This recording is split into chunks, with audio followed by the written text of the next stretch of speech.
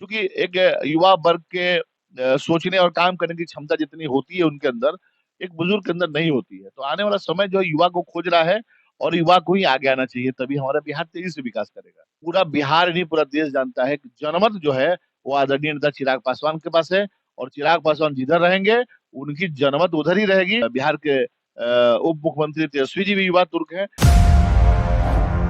जैसे जैसे 2024 लोकसभा और बिहार में 2025 विधानसभा का चुनाव नजदीक आ रहा है, बिहार ही नहीं बल्कि पूरे देश की सियासी हलचलें तेज हो रही है। नमस्कार, मैं लव कुमार और हम आज बात करेंगे युवा बिहारी के बारे में। हम आज बात करेंगे उस शख्स के बारे में जो बिहार ही नहीं बल्कि पूरे देश में कहीं भी जाता है तो युवा बिहार का जिक्र जरूर होता है। हम बात कर रहे हैं चिराग पासवान के बारे में, और आज हमारे साथ चर्चा करने के लिए चिराग पासवान के करीबी माने जाने वाले और लोजपा के बड़े नेता शेखर पासवान जी हैं। शेखर जी, 2024 लोकसभा का चुनाव बहुत ही नजदीक है। कैसा चल रहा है युवा बिहारी चिराग पासवान की तैयारी? देखिए, हमारे नेता आदरणीय चिराग पासवान जी ऐसा नहीं है कि चुनाव की ही सिर्फ तैयारी में लगे हुए हैं। आप देख सकते हैं कि अनवरत 2020 के चुनाव के बाद अनवरत वो पूरे बिहार का दौरा कर रहे हैं। और मुझे लगता है कि बिहार में कुछ जितने भी हादसा होता है, या फिर किसी की मौत होती है, या फिर कोई बड़ा हादसा हो जाता है, तो हमारे आदरणीय नेता चिराग पासवान जरूर उनको पूछने के लिए उनके घर जाते हैं, और लगातार लगे हुए क्षेत्र में बने रहते हैं। और क्षेत्र ही नहीं, पूरे बिहार का दौरा उनका लगा रहता है। और उनका कहना है कि देखिए, चिराग पासवान जी युवा है, और उनका मिशन भी है बिहार फर्स्ट, बिहारी फर्स्ट। तो वो बिहार के युवा को जगा रहे हैं और पूरे बिहार का दौरा कर रहे हैं, जहां जो बुलाता है उनको, और उनसे मिलने का काम करते हैं, उनके दुख सुख में जरूर शामिल होते हैं। तो ऐसा नहीं है कि इलेक्शन आने पे ही हमारे नेता जो है चुनावी दौरा कर रहे हैं। वो ऐसे भी निरंतर लगे हुए हैं, बिहार के विकास के लिए सोचते रहते हैं। हमारे बिहार के युवा कैसे आगे बढ़े इसके लिए सोचते रहते हैं। बिहार में कैसे इंस्टीट्यूशन नया नया खुले, बिहार में मेडिकल कॉलेज हो, बिहार के बाहर हमारे मजदूर ना जाए, बिहार में उनके लिए व्यवस्था हो। अनवरत बेचारे वो लगे रहते हैं कि हमारा बिहार कैसे, बिहार फर्स्ट और बिहारी फर्स्ट कैसे होंगे। अच्छा, लोकसभा चुनाव 2024 बहुत ही नजदीक है। अब 1 से 2 महीना का टाइम बचा हुआ है। इस बार आपकी पार्टी बिहार में कितने सीट से चुनाव लड़ सकती है? देखिए, विगत पीछे चुनाव में हमारी पार्टी जो है 6 सीट पे चुनाव लड़ी थी, और हमारे नेता का मांग भी है कि हम 6 सीट हमको मिले, और मिलना भी चाहिए। क्योंकि आप पीछे देखे होंगे, बिहार के जो वर्तमान मुख्यमंत्री जी नीतीश कुमार जी हैं, तो आदरणीय स्वर्गीय श्री रामविलास पासवान जी की मौत के बाद उन्होंने परिवार में जो फूट डलवाया, और एक भाई को अलग करवा दिया, एक भतीजे को, जो जिस समय उनके पिता के मौत के बाद उनके चाचा की सख्त जरूरत थी उनके साथ रहने की, तो हमारे बिहार के नेता नीतीश कुमार जी उसको अलग कराने का काम किए, और उनको उनके साथ खड़ा होकर के उनको मंत्री बनाने का काम किया, नीचा दिखाने का काम किया। तो चिराग पासवान जी के 5 सांसद को उन्होंने तोड़ के अपने तरफ लेके चले गए। लेकिन पूरा बिहार नहीं, पूरा देश जानता है कि जनमत जो है वो आदरणीय नेता चिराग पासवान के पास है, और चिराग पासवान जिधर रहेंगे उनकी जनमत उधर ही रहेगी। और बाकी कुछ उनके चाचा और उनके चचेरे जो भाई हैं, उनके साथ जनमत नहीं है। वो सिर्फ सांसद बने हुए हैं, और सांसद आदरणीय रामविलास पासवान जी के रहम की वजह से बने हुए थे, चिराग जी के रहम की वजह से बने हुए थे। लेकिन आगे जो चुनाव आएगा 2024 का, अगर वो लड़े तो मुझे लगता है कि वो चुनाव पार कर पाएंगे। तो वैसी स्थिति में एनडीए को, हमारे आदरणीय नेता का जो डिमांड है 6 सीट का, वो जरूर मिलना चाहिए। नहीं मिलेगा तो वो कमजोर होंगे, एनडीए कमजोर होगा। क्योंकि चिराग पासवान जी के पास जनमत है, पूरे बिहार के युवा चाहते हैं कि बिहार का युवा ही इस देश, बिहार का नेतृत्व करे, और पूरे बिहार के युवा आदरणीय नेता चिराग पासवान जी के साथ है। जैसा कि आपने बोला कि बिहार की जनता चाहती है कि बिहार में का युवा ही नेतृत्व करे। अगर चिराग पासवान जी एक युवा है, अगर बिहार की जनता उनको मौका देती है तो क्यों, आखिर चिराग पासवान को क्यों मौका दे?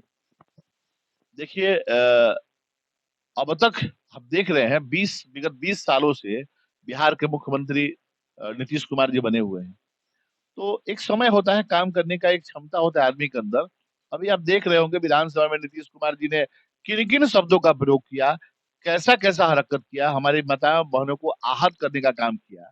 तो अब समय आ गया है, युवा को आगे आना चाहिए, और बिहार के युवा जो है युवा तुर्क मुख्यमंत्री और बिहार के नेतृत्वकर्ता खोज रहे हैं।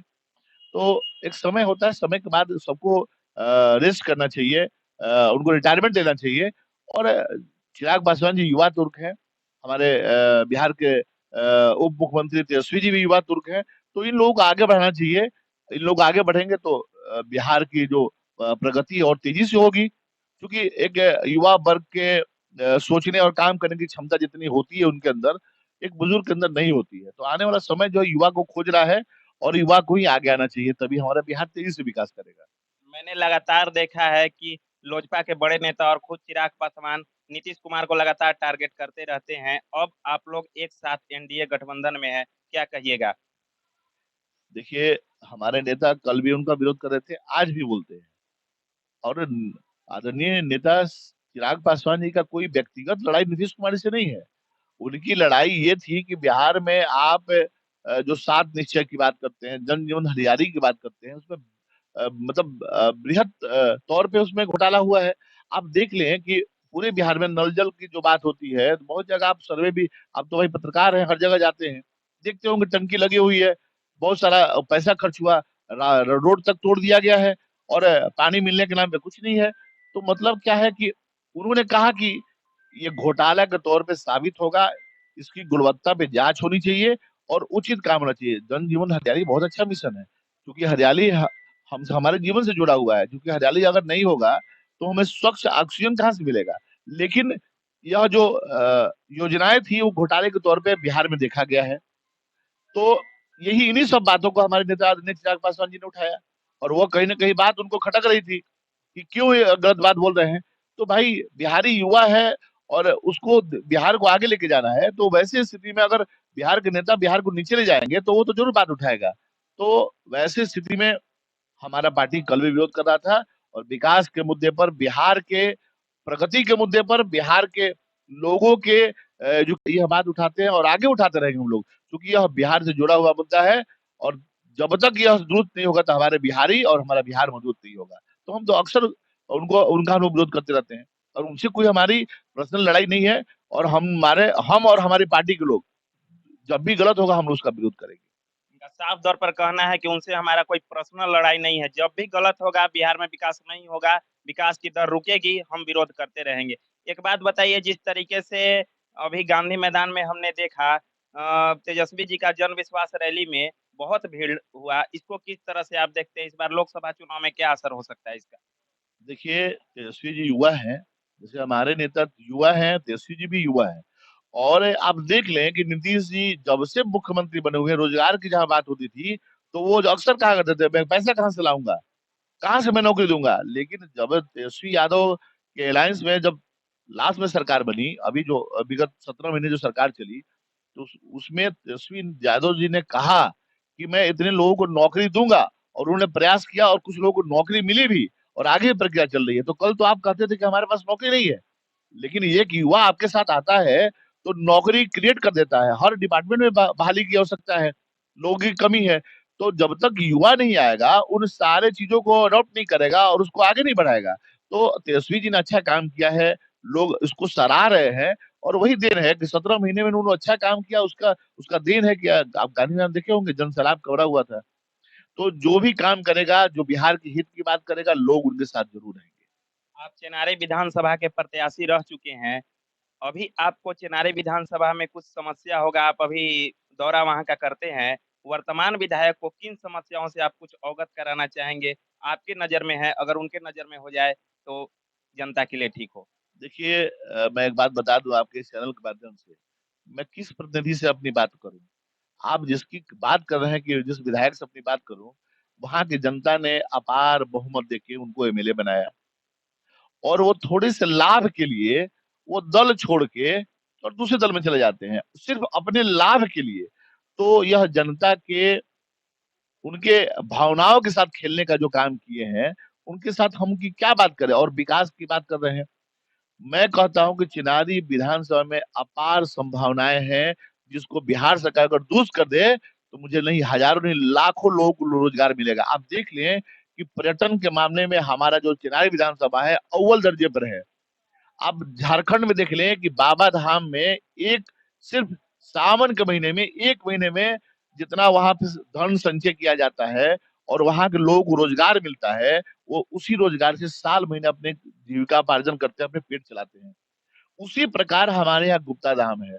अगर उसको दुरुस्त करा दिया जाए तो मुझे नहीं लगता है कि वहां से कम श्रद्धालु वहां पे जाके और अपने शंकर जी को जल चढ़ाएंगे, उनके दर्शन करेंगे। तो आप देख लें, अब विधायक क्या बात करते हैं। अभी कुछ दिन पहले गुप्ता धाम ना आपने सड़क बनवाया, ना आपने वहां बिजली की व्यवस्था की, ना आपने लैंड ऑर्डर का व्यवस्था किया, न लोगों को आने जाने में स्वास्थ्य के विभाग द्वारा कोई आपने व्यवस्था कराया। लेकिन वहां पे वन विभाग द्वारा सभी लोगों से टैक्स वसूला जाता था, 100-200 गाड़ी पर। मैं पूछता हूँ आपके चैनल के माध्यम से, वह पैसा कहाँ जाता था? और वह विधायक माननीय मंत्री बने बिहार सरकार में, उनका दायित्व तो बनना बनता था कि ऐसे पर्यटन क्षेत्र को और विकसित किया जाए कि और भी बाहर से लोग आए। आपको देखना होगा तो अभी मेला आ रहा है, अभी शिवरात्रि आ रहा है। आप देख लें कि एक एक दिन में 4-4 5-5 लोग जाते हैं। सड़कें अच्छी नहीं है उसके बावजूद लोग जाते हैं, लाइन नहीं है उसके बावजूद लोग जाते हैं, लैंड ऑर्डर की व्यवस्था नहीं है उसके बावजूद लोग जाते हैं, स्वास्थ्य की व्यवस्था नहीं है उसके बावजूद जाते हैं। तो श्रद्धा है लोगों को, अगर इसको दुरुस्त करा दिया जाए तो हमारे युवा जितने भी हैं उस क्षेत्र के, वहाँ की कोई दुकान लगा के बैठ जाएगा, कोई कुछ बेचेगा, कोई कुछ सामान बेचेगा, उसका जीविकोपार्जन होगा, उसको एक समझिए कि रोजगार मिल जाएगा। लेकिन यहाँ के माननीय विधायक जी को कोई उससे मतलब नहीं है। हमारा विकास कैसे हो, इस पे वो चिंता करते हैं। आप वही देख रहे, आप चले जाइए शेरगढ़ किला, यही शेरगढ़ किला, बादलगढ़ किला। आप चले जाइए रोहतासगढ़ किला, अगर उसको विकसित कर दिया जाए तो मुझे नहीं लगता है कि आप राजस्थान में जो किला देखने जाते हैं, वहां हमारे चिनारी विधानसभा में उतना ही बड़ा किला है। सिर्फ उसको उस पर ध्यान देने की जरूरत है और सरकार का ध्यान आकृष्ट कराने की जरूरत है। आज सड़कें जरूर कुछ दुरुस्त हुई है, लेकिन मुझे नहीं लगता है कि बहुत लोग रात में वहां जाके आ जा पाते हैं। तो अगर मुझे लगेगा, किसी परिवार को लगेगा कि वहां पे पुलिस की व्यवस्था है, प्रशासन की व्यवस्था है, स्वास्थ्य की व्यवस्था है, बिजली की व्यवस्था है, तो कोई अपना परिवार लेके हम राजस्थान क्यों जाएंगे? हमारे यहाँ ऐसा पर्यटन के साधन है, हम यहाँ अपना परिवार को घुमाएंगे, वह पैसा हमारे जिला को आएगा, हमारे राज्य को जाएगा। तो इतनी सारी संभावनाएं, आपको देख ले, महादेव खो है, वहां पानी एकदम शीशे की तरह गिरता है। तो बहुत सारी संभावनाएं हैं, उस पे अगर काम किया जाए तो हमारा चिनारी विधानसभा बहुत विकसित हो सकता है। अभी देख लें आप, दुर्गावती जलाशय परियोजना की हम बात करें, हमारा क्षेत्र जो है रोहतास जिला धान का कटोरा कहा जाता है। दुर्गावती जलाशय परियोजना जो है, यह हम लोग मैंने बचपन से सुनते आ रहे थे, दुर्गावती जलाशय योजना, दुर्गावती जलाशय परियोजना। लेकिन मुख्यमंत्री जी जब जदयू सरकार थी तो आनंद फानन में आपके जीतन राम मांझी उस समय मुख्यमंत्री हुआ करते थे, उस दुर्गावती जलाशय परियोजना का उद्घाटन किया गया। लेकिन आज तक 13-14 बैतरणी में मुझे लगता है कि 2-3 बैतरणी में सिर्फ पानी जाता है, बाकी किसी बैतरणी में पानी नहीं जाता है।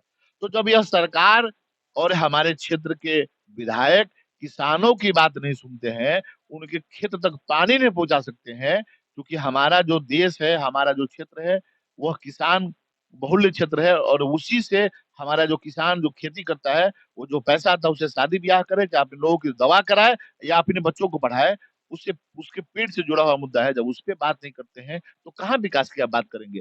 और मुझे लगता है कि एक बार चिराई विधानसभा के लोग अगर मुझे आशीर्वाद दे, भरोसा करें, एक बार जिताने का काम करें, तो मेरा फर्स्ट प्रायोरिटी होगा, मेरा फर्स्ट सोच यही है कि इस क्षेत्र को पर्यटन के क्षेत्र में इतना विकसित कर दिया जाए कि हमारे लाखों लोगों को यही व्यवसाय मिले और लोग बाहर कमाने ना जाए।